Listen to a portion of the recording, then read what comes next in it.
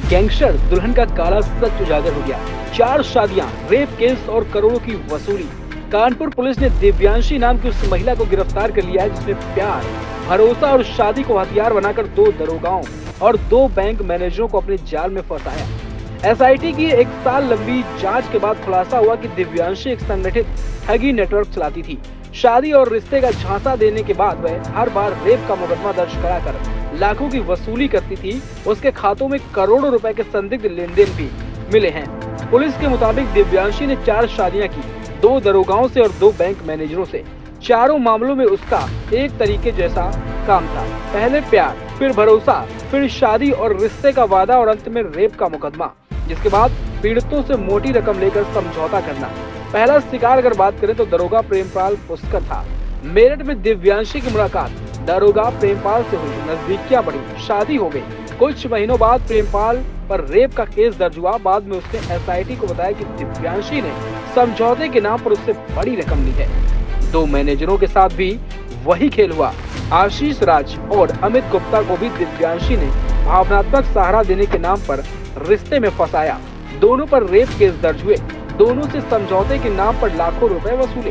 Police को मिले दस्तावेज इसकी पुष्टि भी करते हैं।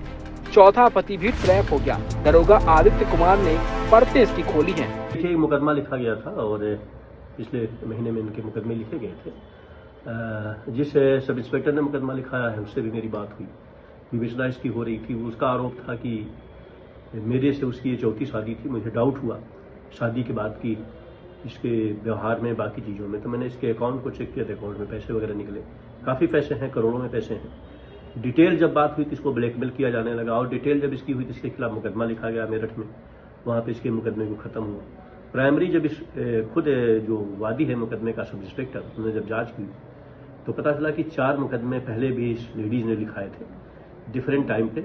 इसमें 2 बैंक के मैनेजर भी हैं, ये पुलिस के भी हैं और उनसे ब्लैकमेल करके अच्छा खासा पैसा लिया था। दरअसल फरवरी 2024 में दिव्यांशी ने ग्वालटोली थाने में तैनात दरोगा आदित्य कुमार से शादी कर ली।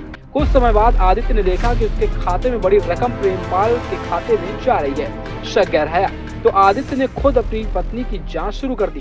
फोन रिकॉर्ड, कॉल डिटेल और पुराने रिश्तों की पड़ताल से सारा सच सामने आ गया। दिव्यांशी पहले से ही प्रेमपाल से शादी कर चुकी थी और अब आदित्य के पैसों का इस्तेमाल उसी के लिए कर रही थी। 25 नवंबर 2024 को आदित्य पुलिस कमिश्नर से मिलने गए। उसी दिन दिव्यांशी भी शिकायत देकर पहुंच गई और उल्टा आदित्य पर आरोप लगा दिया। लेकिन इस बार उसकी चाल नाकाम रही क्योंकि आदित्य पहले से ही सबूतों को तैयार करके बैठे थे। एसआईटी ने दिव्यांशी के 3 बैंक खाते खंगाल दिए।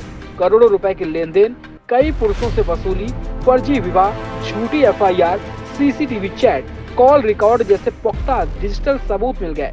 जांच में यह भी सामने आया कि दिव्यांशी कई बार कुछ पुलिस कर्मियों के साथ आदित्य के घर पर कब्जा करने तक पहुंची। गिरफ्तारी से बचने के लिए वह 1 महीने तक गायब भी हो गई। छापेमारी के बाद उसे एक अपार्टमेंट से पकड़ लिया गया।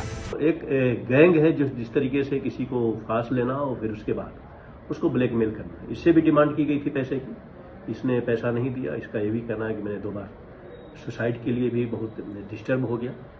फाइनली मैंने लड़ने की हिम्मत करी और फिर फाइनली वरिष्ठ अधिकारियों के पास मिला, जाके अपनी बात बताई तो उस तथ्य के आधार पर यह कार्रवाई की गई। विवेचना भी जारी है, फाइनेंशियल अकाउंट भी इनके निकाले जाएंगे और ये देखा जाएगा किन स्रोतों से ये पैसे, करोड़ों में जो ट्रांजेक्शन हुए हैं वो क्या है, ब्लैकमेलिंग का क्या पैटर्न है, फिर इस पर पूरी पुलिस कार्रवाई करेगी। सर, क्या जांच में निकल गया है कि इसके साथ और भी गैंग में लोग शामिल हैं? पुलिस ने दिव्यांशी पर कई गंभीर आरोप लगाकर जेल भेजा है। दरअसल आदित्य कुमार बोले कि इसने मेरी जिंदगी बर्बाद कर दी और कईयों की भी की होगी।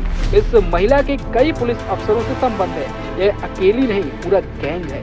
शादी के नाम पर जाल बिछाती है, रिपोर्ट दिखाकर लाखों भी वसूल लेती है। पुलिस सूत्रों की माने तो दिव्यांशी अकेली नहीं बल्कि एक छोटी टीम के साथ काम करती है। कुछ पुलिसकर्मी, वकील और एक महिला साथी इन सब भूमिका में है। एसआईटी के मुताबिक आने वाले दिनों में और लोगों को तलब किया जाएगा।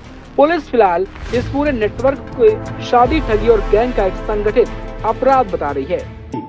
क्योंकि हो सकता है कि जो पैसे का ट्रांजैक्शन हुआ हो, डायरेक्ट ना हुआ हो, तो वो एक उसकी जो पूरी ट्रेन है वो पता चलेगी और कौन कौन लोग, सारी बात है। अगर ये 4थी शादी है, उसकी 4 शादी उसने पहले करी है, तो उन लोगों से भी बयान लिए जाएंगे, उनका क्या रहा है, उनके साथ किस तरीके का पैटर्न हुआ है। तो ये सब तमाम बातें हैं बहरहाल विवेचना निष्पक्ष तरीके से की गई है और जो एक्यूज्ड है, जो उसको गिरफ्तार किया गया है, जो जुडिशियल कस्टडी के लिए, रिमांड के लिए हम गए हुए हैं और आगे की कार्रवाई करेंगे।